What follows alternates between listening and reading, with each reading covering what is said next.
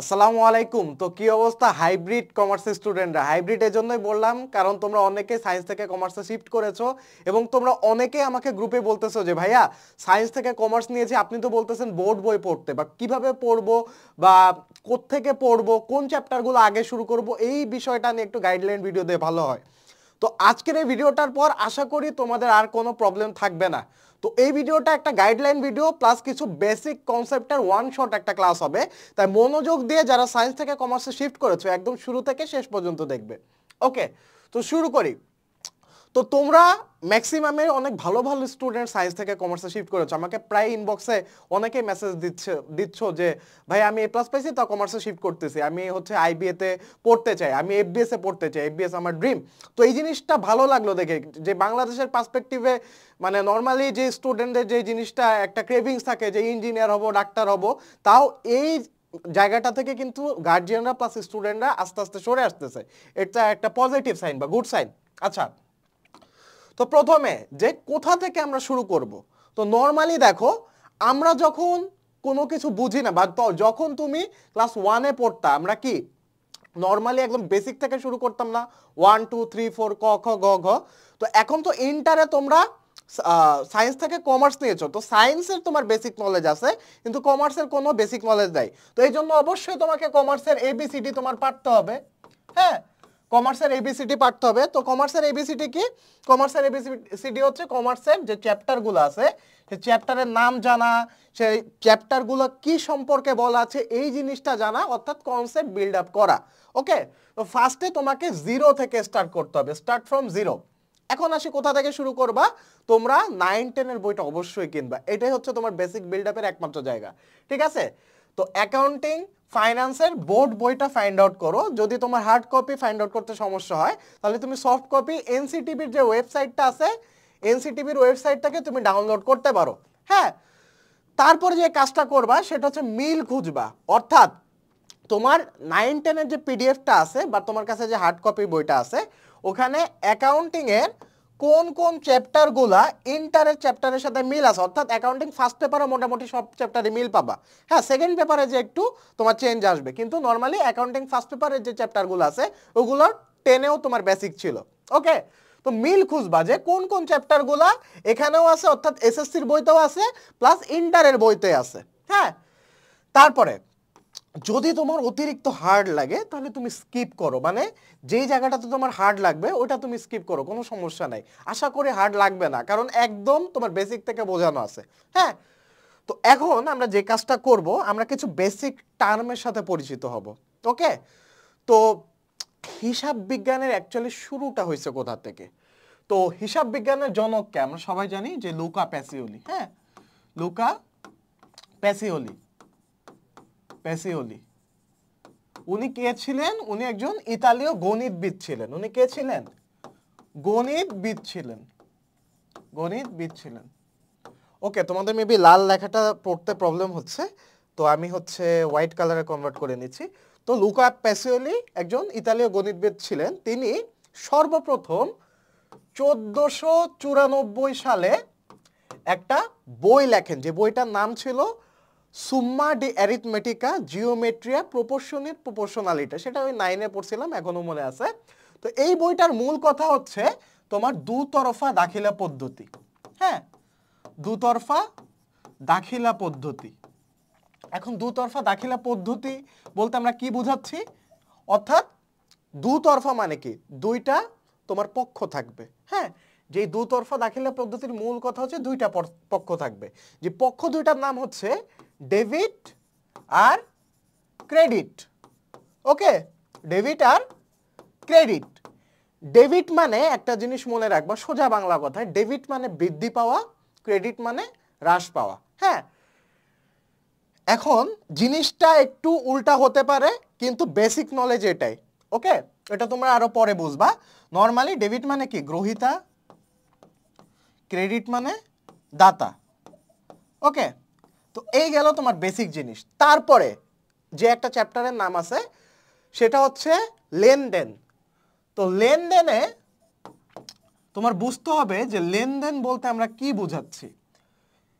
তো ধরো তুমি আজকে রহিমের বাড়িতে গেছো, এটা কি একটা ঘটনা, ঘটনা, ঠিক আছে।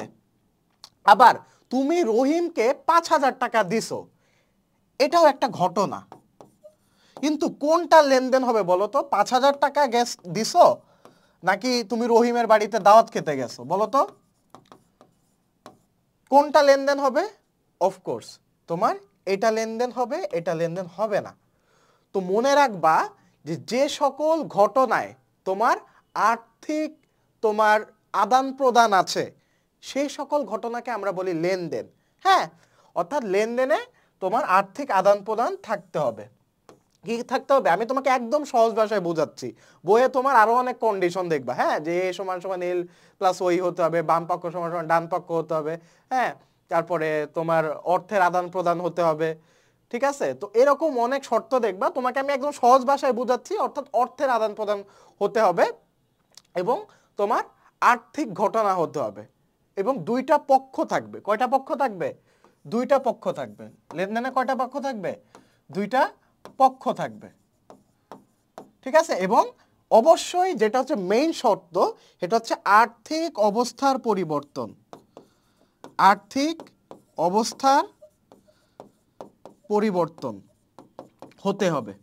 যদি আর্থিক অবস্থার পরিবর্তন হয় তাহলে এটা অবশ্যই লেনদেন, যদি আর্থিক অবস্থার পরিবর্তন না হয় তাহলে এটা শুধুমাত্র ঘটনা, ঠিক আছে। তাহলে আমরা বলতে পারি একটা কনক্লুশন যে সকল লেনদেনই একটা ঘটনা, কিন্তু সকল ঘটনা লেনদেন নয়। তো এই যে আমি তোমাকে কনসেপ্টটা বুঝাই দিলাম, এই কনসেপ্টটা থেকে তুমি ফার্স্ট টাইপের ম্যাথটা পাবা লেনদেন চ্যাপ্টারে, যে কোনটা ঘটনা এবং কোনটা ঘটনা না। যেমন তোমাকে আরেকটা উদাহরণ বলি, যে আমি ম্যানেজার নিয়োগ দিলাম আমার কোম্পানিতে 5,000 টাকা বেতনে, নিয়োগ দিলাম 5,000 টাকা বেতনে। বলো তো এটা আর্থিক ঘটনা কিনা বা এটা লেনদেন কিনা?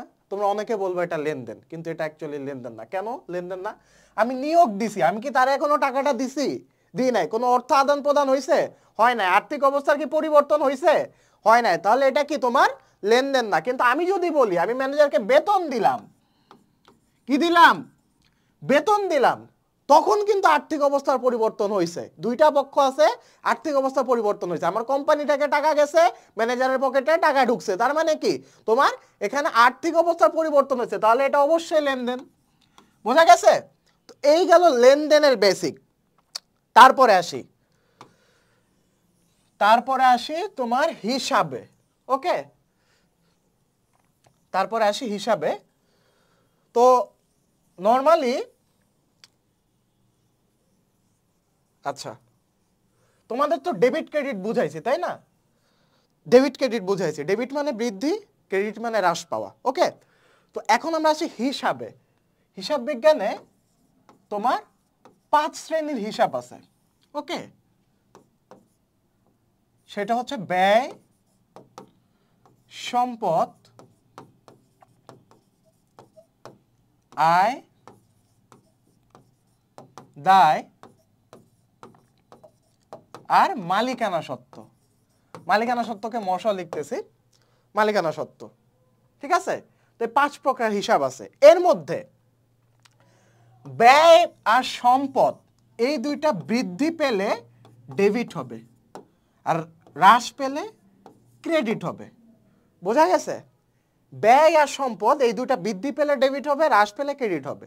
ওকে, আর আয়, দায় আর মালিকানা সত্ত্ব এটা উল্টাটা। এই তিনটা হিসাবের শ্রেণী উল্টাটা। এটা বৃদ্ধি পেলে ক্রেডিট হবে, কিন্তু হ্রাস পেলে ডেবিট হবে। ওকে, আমাদের হিসাবের 5টা শ্রেণী আছে। এর মধ্যে ব্যয় আর সম্পদ বৃদ্ধি পেলে ডেবিট, হ্রাস পেলে ক্রেডিট। আয়, দায় আর মালিকানা সত্ত্ব বৃদ্ধি পেলে ক্রেডিট, হ্রাস পেলে ডেবিট। এখন আমাকে বলতে পারো যে ভাইয়া আপনি তো বলছিলেন ডেবিট মানেই বৃদ্ধি, ক্রেডিট মানে হ্রাস। হ্যাঁ, এটা তোমার লেনদেনের চ্যাপ্টারে বোঝানোর জন্য বলা হয়েছে, ঠিক আছে। কিন্তু এখানে হিসাবের শ্রেণী বিভাগে যখন আসবে তখন তোমার আয়, দায়, মালিকানা সত্ত্ব বৃদ্ধি পেলে ক্রেডিট হবে আর হ্রাস পেলে ডেবিট হবে। আর ব্যয় আর সম্পদের ক্ষেত্রে বৃদ্ধি পেলে ডেবিট হবে, হ্রাস পেলে ক্রেডিট হবে। বোঝা গেছে? তো এই কনসেপ্টটা সবসময় মাথায় রাখবা। ওকে, আর মালিকানা সত্ত্বের আবার 4টা উপাদান আছে। কয়টা উপাদান ভাইয়া? 4টা উপাদান আছে, যেটাকে আমরা C+R - E মাইনাস ডি। আমি তোমাকে পুরা 10 এর একটা রিক্যাপ দিতেছি, ঠিক আছে? একদম এটা শর্টেস্ট ফর্ম, দেখবা বইতে যখন রিডিং পড়বা আমি যা বলতেছি এটাই, এটার মানে চেঞ্জ হবে না। সি মানে কি তোমার ক্যাপিটাল, মানে কি সোজা বাংলায় মূলধন। হ্যাঁ, মূলধন। আমরা যখন একটা ব্যবসা শুরু করি কি নিয়ে শুরু করি? মূলধন দিয়ে শুরু করি। তারপরে আর দিয়ে কি তোমার আয়, রেভিনিউ মানে কি আয়। ই দিয়ে তোমার ব্যয়, এক্সপেন্সেস। আর ডি দিয়ে ড্রয়িং মানে উত্তোলন। হ্যাঁ, এখন এই টার্মগুলো তোমাদের কাছে নতুন লাগতেছে, খুবই ইজি। তুমি মূলধন একটা ব্যবসায় বিনিয়োগ করো, তো মূলধন বিনিয়োগ করার পরে ব্যবসাটা যখন রান করো তোমার আয় হয়, এবং ব্যবসায় তোমার অনেক খরচ আছে, যেমন তোমার কারখানা চালাতে হয়, শ্রমিকদের বেতন দিতে হয়, এটা হচ্ছে খরচ, এজন্য ব্যয়টা মাইনাস যায়। এবং কারখানা থেকে যখন তুমি মাঝে মধ্যে ক্যাশ থেকে টাকা দাও, হ্যাঁ, তোমার ধরো কর্মচারীরা টাকা চুরি করে নেয়, তখন এটা কি উত্তোলন করতেছো তুমি। কোত্থেকে উত্তোলন করতেছো? তোমার মূলধন থেকে উত্তোলন করতেছো। এজন্য কি তোমার মালিকানা সত্ত্ব কমে যাইতেছে না, এজন্য এটা উত্তোলন বাদ গেছে, ব্যয় বাদ গেছে, আয় যোগ হয়েছে, মূলধন যোগ হয়েছে। বোঝা গেছে? একদম বেসিক কনসেপ্ট। তো এই চারটা উপাদান কিসের উপাদান ভাইয়া? এটা হচ্ছে তোমার মালিকানা সত্ত্বের উপাদান। কিসের উপাদান? মালিকানা সত্ত্ব। বোঝা গেছে? ওকে, তো এখন আসি এটা হচ্ছে হিসাবে শ্রেণীবিভাগ তোমাদেরকে বুঝালাম, হিসাবে শ্রেণীবিভাগ বুঝালাম। এখন তোমাদের যে জিনিসটা বোঝা লাগবে সেটা হচ্ছে তোমার বই। হ্যাঁ, হিসাবের কি কি বই আছে? আমরা ব্যবসা প্রতিষ্ঠান যখন চালাই তখন কিছু হিসাব আছে যেটা দিনের দিন আমার আপডেট করতে হয়। হ্যাঁ, যেমন এই যে রহিম আমার কাছে তোমার 5,000 টাকা পায়, হ্যাঁ, 30 তারিখে সে 5,000 টাকা পায়, আবার 25 তারিখে আবার করিম আমার কাছে 5,000 টাকা দিয়ে গেছে। তো এই যে তোমার প্রতিদিনের হিসাব প্রতিদিন তোমার এন্ট্রি করা লাগে, এটার জন্য একটা বই আছে, সেটার নাম জাবেদা। জাবেদা, হ্যাঁ। তো জাবেদা শব্দটা, জাবেদার ইংলিশ হচ্ছে জার্নাল। হ্যাঁ, তো জার্নাল শব্দটা আসছে যার থেকে, যার অর্থ দিন বা দিবস, দিন বা দিবস, ঠিক আছে? অর্থাৎ দিনে যেই বইয়ে তোমার এন্ট্রি দেওয়া হয় সেটাকে বলা হয় জাবেদা। ওকে, তারপরে আমার এই জাবেদা থেকে হিসাবের একটা পাকা বই আছে, ঠিক আছে? তো আমার এই যে দিনে যা যা লেনদেন হচ্ছে আমি ডেইলি রেগুলার এন্ট্রি নিচ্ছি, দিনের দিন এন্ট্রি নিতেছি জাবেদা বইয়ে। তারপরে একদম জাবেদা বই যখন ক্লোজ হবে তখন জাবেদা থেকে আমার পাকাপোক্তভাবে তোমার খতিয়ানে আমি এন্ট্রি দিব। হ্যাঁ, খতিয়ানে আমি ফাইনাল হিসাবটা করব। জাবেদাতে তো ধরো তোমার মূলধন, হ্যাঁ, মূলধনের মধ্যে আমি 4টা উপাদান বলছিলাম, মনে আছে? বলো তো কি কি? সরি, মালিকানা সত্ত্বের মধ্যে আমি 4টা উপাদান বলছিলাম। একটা হচ্ছে মূলধন, আমি ফুলটা লিখতেছি না, তারপরে আয়, তারপরে ব্যয়, তারপরে উত্তোলন। হ্যাঁ, তো ধরো আমার কোম্পানির 1 তারিখে মূলধন আসছে, তারপরে 5 তারিখে আয় আসছে, 6 তারিখে ব্যয় আসছে, 7 তারিখে উত্তোলন আসছে, এরকম বহুত আয় ব্যয় উত্তোলন চলতে আছে।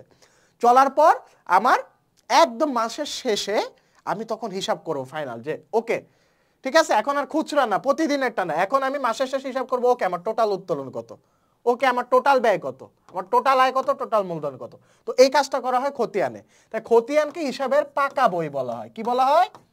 পাকা বই বলা হয়। ওকে, তারপরে খতিয়ান থেকে আমার ভুল হয়েছে না কারেক্ট হয়েছে সেটা দেখার জন্য যাচাই করা হয় রেওয়া মিলে। হ্যাঁ, রেওয়া মিলে কি করা হয়? আমার বাম পক্ষ এবং ডান পক্ষ সমান আছে কিনা, অর্থাৎ ডেবিট আর ক্রেডিট সাইড সমান আছে কিনা, এটা চেক করা হয়। তো এই জন্য রেওয়া মিলের নাম হচ্ছে শুদ্ধিকরণ। কি নাম এটার? শুদ্ধিকরণ। অর্থাৎ এখানে তোমার ভুলগুলো যাচাই করা হয়। তো যদি ঠিক থাকে তারপরে আমরা একদম আমাদের অ্যাকাউন্টিং এর গোট, GOAT গোট, ঠিক আছে, গোট চ্যাপ্টারের নাম কি তোমার? আর্থিক বিবরণী। তারপরে আমার আর্থিক বিবরণীতে ট্রান্সফার করা হয়। তো এখন তোমাদের কোশ্চেন আসতে পারে যে ভাই আর্থিক বিবরণীর কাজ কি? ভাই আর্থিক বিবরণীর কাজটা হচ্ছে এই যে তোমার শেয়ার মার্কেট দেখো না, শেয়ার মার্কেটে ইনভেস্টররা কি দেখে তোমার ইনভেস্ট করে? কি মনে হয়? এই যে আর্থিক বিবরণী দেখে, ফাইন্যান্সিয়াল স্টেটমেন্ট দেখে, তোমার সম্পদ কত একটা কোম্পানির, এই সম্পদ দিয়ে আমার দায়টা আমি পরিশোধ করতে সক্ষম কিনা, এই কোম্পানির নিট প্রফিট কত, হ্যাঁ, প্রফিট মার্জিন কত, এই কোম্পানির পরিচালন ক্ষমতা কত। পরিচালন মানে কি, তোমার রেগুলার যে অ্যাক্টিভিটিসগুলা, যেমন মাসিক যে খরচগুলা, ওটাকে বলা হয় পরিচালন খরচগুলা, এগুলা রেগুলেট করতে সক্ষম কিনা। তো এই হচ্ছে তোমার বেসিক কনসেপ্ট, একদম বেসিক বুঝাই দিয়ে দিছি। তোমার 10টা চ্যাপ্টারের রিক্যাপ আমি দিয়ে দিছি। এখন আসি তোমরা কিভাবে পড়বা, আসো। ওকে, তো এখানে আমি তোমাদের পিডিএফ নামাই নিছি। তো এখানে হচ্ছে মেইনলি তোমার এই যে চ্যাপ্টারগুলোর নাম। ওকে, তো তোমরা যে কাজটা করবা, এই যে লেনদেন, দুতরফা দাখিলা পদ্ধতি, মূলধন ও মুনাফা জাতীয় লেনদেন, হিসাব, জাবেদা, খতিয়ান, নগদান বই, রেওয়া মিল, আর্থিক বিবরণী। তো এই কয়টা চ্যাপ্টারের মধ্যে তুমি কোন চ্যাপ্টারগুলো পড়বা? লেনদেন আগে পড়বা, দুতরফা দাখিলা পদ্ধতি পড়বা। কিভাবে পড়বা আমি তোমাকে একটা ডেমো দেখাই দিই। এই ধরো লেনদেন চ্যাপ্টারটা, এই যে লেনদেন চ্যাপ্টারটা। ওকে, তো লেনদেন চ্যাপ্টারটা, লেনদেন এই যে দুই ধরনের, বাহ্যিক লেনদেন, অভ্যন্তরীণ লেনদেন। এই যে দেখো তোমাদের কি বলছিলাম, এই যে সেম জিনিসই, অর্থের অঙ্কে পরিমাপযোগ্য আর্থিক অবস্থার পরিবর্তন হবে। এটা একটু রিডিং পড়লেই বুঝে যাবা, আহামরি কিছু না। তারপরে লেনদেনের এই যে তোমার এই যে উদাহরণগুলো আছে, উদাহরণটা পড়বে। এই যে উদাহরণ একটা সমস্যা দিছে, সমস্যার সমাধান দিছে, বোঝা গেছে? এইভাবে প্রত্যেকটা উদাহরণ দেখবা, প্রত্যেকটা উদাহরণ দেখবা। এই যে উদাহরণ দিছে, তোমার সমস্যা সমাধান দিছে, প্রত্যেকটা উদাহরণ দেখবা। উদাহরণ দেওয়ার পরে তোমার, উদাহরণ দেখার পরে তোমার দেখো একটা হিসাব সমীকরণের প্রত্যেকটা টাইপের এক একটা তোমার ম্যাথ আছে। এই যে হিসাব সমীকরণের প্রভাব দেখাও, এটার একটা উদাহরণ দেখবা। দেখার পর তোমার কাজ হবে একদম সৃজনশীল প্রশ্নে চলে যাওয়া। উদাহরণ দেখার পর নিজে নিজে সৃজনশীল প্রশ্নগুলো সলভ করার ট্রাই করবা এবং তোমার দেখবা কতটুকু হয়েছে না হয়েছে। ওকে, তো এই হচ্ছে সিস্টেম বলে দিলাম। এখন আসি তুমি কোন কোন চ্যাপ্টার পড়বা। ওকে, তো তোমরা নোট ডাউন করো। এখানে যেহেতু আমি মার্কিং করতে পারতেছি না, এটা পিডিএফ, তো তোমরা নোট ডাউন করো কোন কোন চ্যাপ্টারগুলো পড়বা। চ্যাপ্টার 2 পড়বা, চ্যাপ্টার 3 পড়বা, তারপরে হচ্ছে তোমার চ্যাপ্টার 5 পড়বা, চ্যাপ্টার 6, চ্যাপ্টার 7, চ্যাপ্টার 9, চ্যাপ্টার 10, এই কটা চ্যাপ্টার মাস্ট পড়বা। হ্যাঁ, নগদান বইও মিল পাবা, মূলধন ও মুনাফা জাতীয় লেনদেন এটা অত মিল পাবা না, বাট এটাও মিল আছে। বাট বাকি যে চ্যাপ্টারগুলো বললাম মেইনলি ওই চ্যাপ্টারগুলো পড়বা। ওকে, এখন আসি ফাইন্যান্সে। ফাইন্যান্সে আসি। ওকে, তো ফাইন্যান্সের সূচিপত্র আমরা দেখতেছি যে এখানে ফাইন্যান্সে বলেনি, এখানে তোমার থিওরিটিক্যাল চ্যাপ্টার আছে, ম্যাথ রিলেটেড চ্যাপ্টার আছে। তুমি আগে ম্যাথ রিলেটেড চ্যাপ্টার দেখবা, থিওরিটিক্যাল চ্যাপ্টার তুমি এমনিই পারবা। ঠিক আছে, তো তোমার মেইনলি তোমার ফাইন্যান্স কি জিনিস এটা বোঝার জন্য তোমার চ্যাপ্টার 1 পড়তে হবে। ফাইন্যান্স বলতে আসলে কি বোঝায় এটা পড়বা। তারপরে অর্থের সময় মূল্য চ্যাপ্টারটা পড়বা, এটা মাস্ট পড়বা।